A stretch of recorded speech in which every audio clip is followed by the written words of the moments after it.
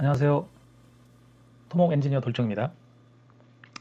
3월 25일 주간 토목 소식 시작하겠습니다. 첫 번째 소식은 서울시 잠수교 보행화 사업의 토목 설계업계 부글부글 소식입니다. 서울시가 잠수교를 사람들만 걸을 수 있게 하는 전면 보행화 사업을 하고 있는데 공모전을 펼쳤는데 그 책임자를 건축사로 했다는 거예요. 건축사들이 하천에 있는 교량을 설계해 본 적도 없고, 물론 뭐 육상에 있는 교량도 마찬가지겠지만 어찌됐건 사람들이 다닌다고 해서 건축사에게 공모전을 통해서 설계를 할 수 있는 권한을 부여하게 된 거죠. 그래서 지금 토목 설계 업계에서 난리가 났다. 5개 업체가 제한 경쟁을 하고 있는데 토목 설계 업체에 연락을 해서 자기들이 받을 수 있는 설계비의 약 30% 정도의 토목적 설계를 해줄 수 있느냐, 뭐 이런 연락이 와서 지금 토목 설계업계에서는 그 전체를 다 줘도 모자라다 그러면서 이제 전화를 끊었다는 소식들이 전해지고 있습니다. 이 내용은 제가 자세하게 따로 영상을 만들었으니까 제가 링크를 걸어 놓을 테니까 한번 보시고요. 아무튼 뭐 이렇게 나무를 심고 이렇게 그 물을 막아버리고 막 홍수위 내에 어떤 구조물을 설치하고 마찬가지죠. 이런 안들이 제출이 돼서 지금 설계를 하고 있는 단계입니다. 최고 홍수위가 여기까지 올라가거든요. 2층 반포대교 거의 밑에까지 찹니다. 그래서 아까 그런 안들이, 이것도 보시죠. 잠수교 과거 최대 수위 넘어, 뭐 이런 식으로 여기까지 찼잖아요. 그죠? 서울시가 발주하면서 당연히 교량은 토목 구조물인데 토목 엔지니어가 책임자로 설계를 할 수 있도록 해야 되는데 그런 거 없이 그냥 그림 그리기 대회를 한 거죠. 자, 그 다음 학회 소식인데요. 이번 주 금요일이죠. 3월 29일에 토목의 날 행사가 있습니다. 그래서 토목구조물 모형경진대회 온라인 투표를 하고 있거든요. 토목학회 유튜브 채널에 들어가시면 본선 참가 작품들이 올라와 있고 거기 투표를 하고 있다는 얘기고, 그날 학생들이 또 모여서 학생 프로그램이 있습니다. 그 다음에 세 번째 소식은 매년 하는 건데 이제 회원 자격이 종료된 사람들, 그러니까 회비를 안 내신 분들 위해서 정권 회원 복권을 하고 있거든요. 그래서 이걸 한번 보시면 될 것 같고요. 자, 다음은 사이언스 꼭지인데 기후변화로 2050년대 앞으로 한 20몇 년 남은 거죠. 가뭄 고위험 지역이 50% 늘어난다는 얘기인데, 자, 이거는 요 지도를 같이 보시면 될 것 같아요.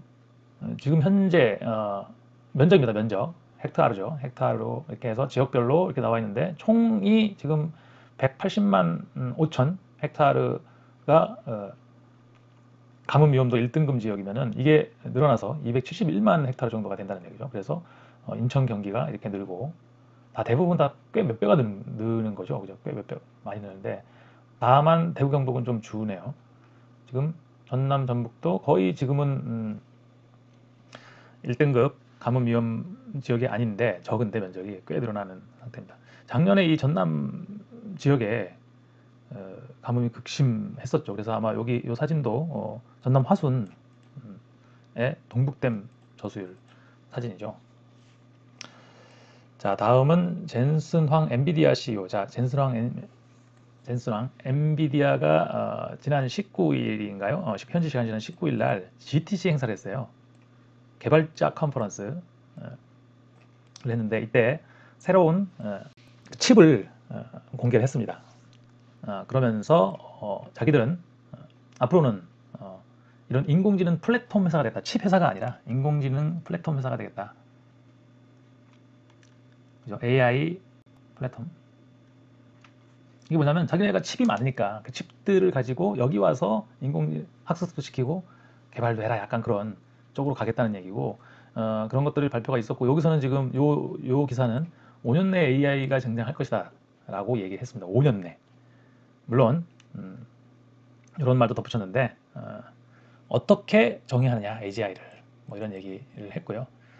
아무튼 인공지능이 사람만큼 똑똑해질 것이다 라고 5년 내에 얘기를 했고, 그 다음에 높이 13m 모래 배터리로 열 에너지 저장한다. 요 지난주 제가 주간 토목 소식에서 설명을 드렸던 핀란드 회사가 이렇게 모래를 이런 통 속에 담아서, 뭐 통이라고 하긴 꽤 크죠.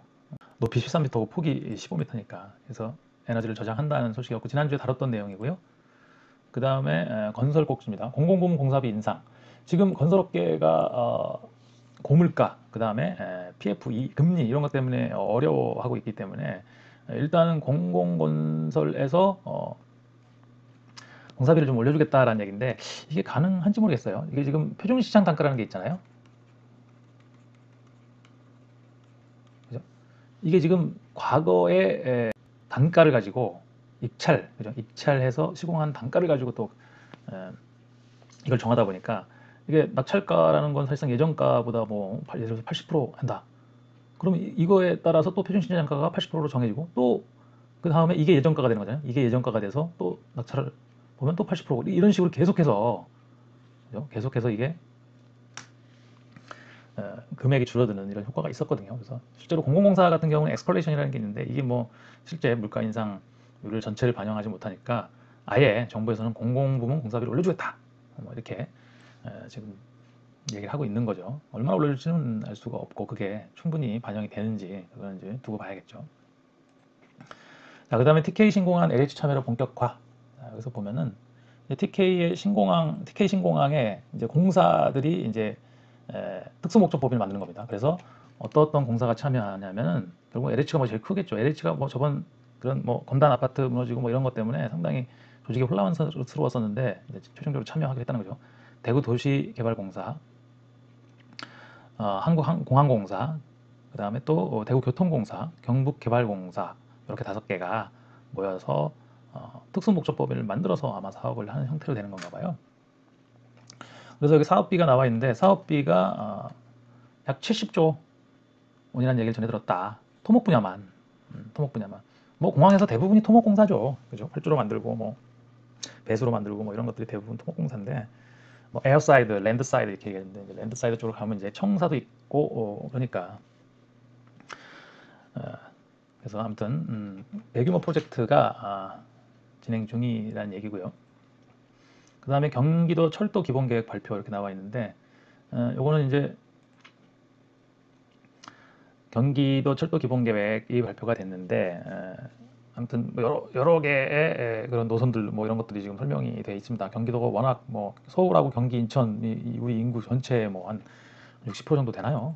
거의 반 이상이 지금 이 지역에 살고 있기 때문에 자 그래서 뭐 고속철도 확대, 그다음에 지역균형, 출퇴근 광역 뭐 이런 식으로 쭉 표현이 되는데 여기 보면은 SRT 의정부 연장이 있잖아요, 그죠? KTX 파주 연장도 있고, 이거 SRT 의정부 연장일 때 이게 사실상 그 지금 영동대로 지하와 삼성역이죠. 요 사업할 때 참 말 많았습니다. 이거 SRT를 의정부까지 연장하려면 영동대로 이 환승센터에다가 SRT 승강장을 만들어야 되거든요. 근데 승강장이 고속철도는 저상이죠, 저상. 고속철도는 낮거든요. 타고 내리는 그 위치가. 그 다음에 이런 GTX나 뭐 전철 이런 것들은 이제 고상이라고 해갖고 상당히 높은 위치에 있죠. 플랫폼 자체가. 그래서 고상으로 다 대부분 돼 있는데 항공센터 거기 선로들이 정거장들이 플랫폼이죠. 플랫폼이. 근데 이제 저상용으로 만들어야 된다. 그래가지고 그때 늘 거냐 말 거냐 그러면서 뭐 한참 말이 많았어요. 그래서 이거 찾아보면은 검색을 해보면 이렇게 나와요. 교통문제 삼성역에 고속열차 결국 안 들어간다. 이게 저상이잖아요. 낮잖아요. 근데 그 지하철이나 GTX 이런 것들은 고상이 이렇게 타잖아요. 높은 데서. 그러니까 이거 이렇게 되면은 이걸 타려면 높은 데서 그 플랫폼을 공유할 수가 없는 거죠. 그래서 그거를 뭐 어떻게 하냐 막 이런 말이 많았었죠. 아무튼 여기에서는 지금 이렇게 경기도에 철도들을 쭉 하겠다. 그러니까 철도 사업이 꽤 그 많이 벌어지고 있죠 지금.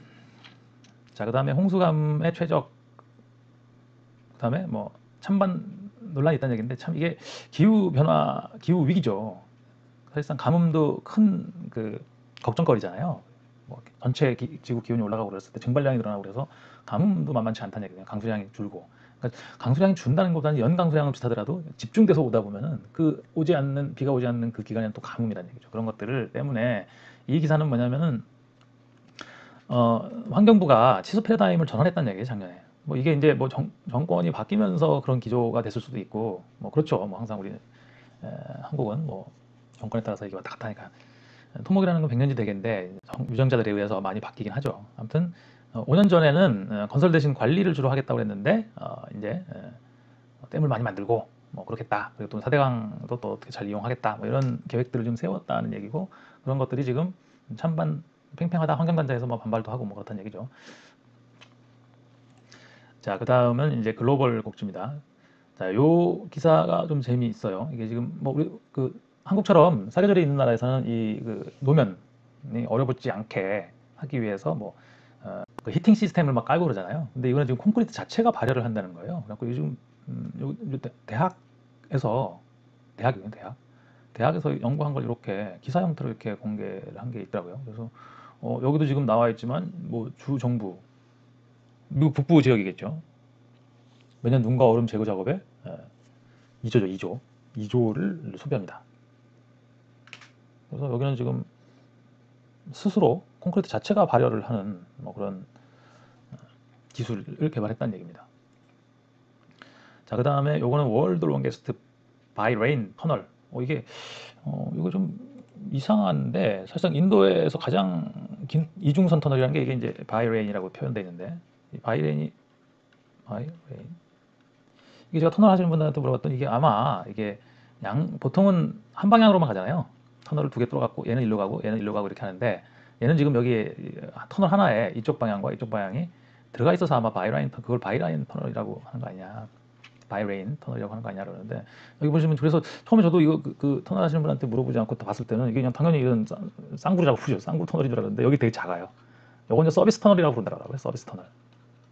그러니까 이 터널을 관리하기 위해서 여기 이제 차가 가거나 아니면 여기 비상시에 여기 대피시키거나 이런 차량을 응급 차량을 보내고 이런 터널인데 근데 이제 그 터널 전문가 그분 말씀은 그 인도에서 만든 이 터널이 세계 최장은 아닌 것 같다. 우리나라만 해도 벌써 배후령 터널인가 그래갖고 배후령 터널이 이제 5km인데 이게 이제 아까 얘기한 바이 레인에 해당한다는 거예요. 지금 중앙선이 여기 있잖아요, 그죠? 얘는 이쪽으로 가고 지금 이쪽으로 가고 이렇게 돼 있다는 얘기거든요.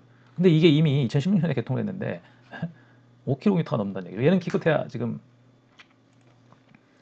얼마인가요? 뭐 1점 몇 킬로거든요. 1점 몇 킬로 그림 나오지만 1km 내외예요. 그래서 뭐 5km하고는 상대가 안 되는데 물론 얘는 지금 엄청 높은 데로 이렇게 막 올라가 갖고 어프로치 로드가 막 있잖아요. 그러니까 터널을 짧게 하기 위해서 여기서 뚫으면 엄청 기니까 최대한 높은 곳에 올라가서 이렇게 터널을 뚫었어요. 그래서 최장이 아니라 최고는 맞을 수 있을 것 같아요. 최고는 진짜 높은 곳에 있습니다. 해발 몇 미터? 4,200m? 해발 4,200m 위치에 있는 거예요. 높긴 높죠. 근데 뭐 이게 별로 이렇게 길지는 않은 것 같은데. 자, 그다음에 세 번째 뉴스는 요거는 몇 년 전에 큰 사고가 났었죠, 미국에. 치명적인 FIU 교량.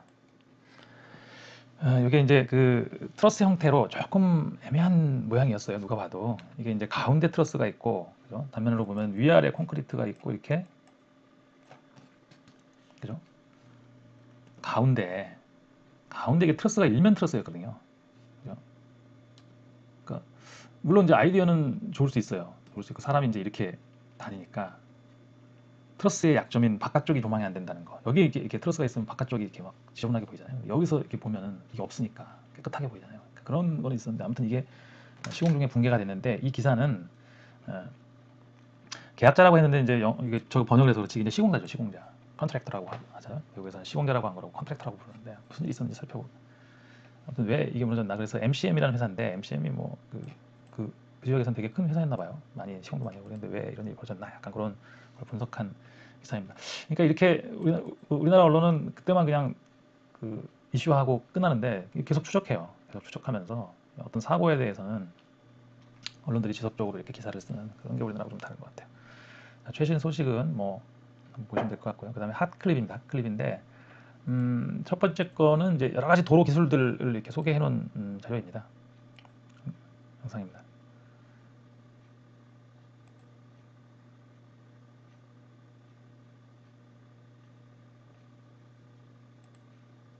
그래서 이게 약간 광고성도 있긴 한 것 같은데 어차피 뭐 기술들을 각 회사들이 그 개발하고 그걸 홍보하는 과정에서 아마 이런 것들이 쭉 돼 있는 것 같은데 아무튼 도로 위에 쓰이는 기술들 이런 거 보면은 뭐 한국에도 적용할 수 있는 것들이 있을 것 같고요. 뭐 눈 치우는 뭐 이런 것도 있고 한 번씩 쭉 보면 재미 있을 것 같습니다.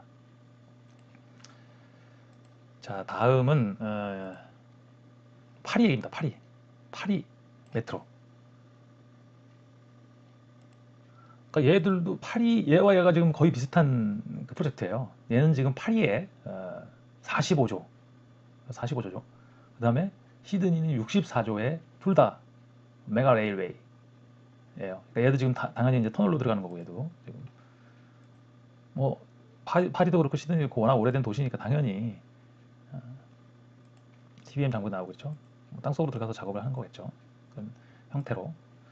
자, 그 다음에 여기도 마찬가지입니다. 시드니도 마찬가지로 64조의 프로젝트를 진행하고 있다는 얘기죠. 58m 대심도죠, 대심도. 둘 다 TBM 장비에 대한 소개들도 나와 있고 그렇습니다. 뭐 우연히 비슷하게 이렇게 된 것 같아요. 이렇게 노선도 나오고 있고. 자, 그래서 제가 이거 금액이 경부고속철도하고 좀 비교를 해봤는데 45조, 64조 이렇게 하니까 경부고속철도는 얼마였나 싶었는데 2014년 기준으로 20조였어요. 지상이라서 더 쌌나? 그런 건 아닙니다. 왜냐면 이게 또 보상비가 있거든요. 지상은 보상비가 있고 땅속은 사실상 보상을 안 하거든요. 그러니까 이게 아마 당시였기 때문에 지금부터 약 20년 전, 10년 전이죠. 10년 전이라서. 근데 이게 실제 시공한 거는 2000년대 초거든요.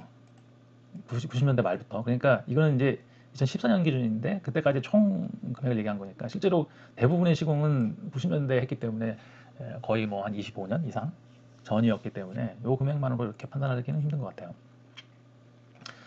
자, 그래서 이렇게 해서 KSC 스마트 위클리는 마치도록 하겠습니다.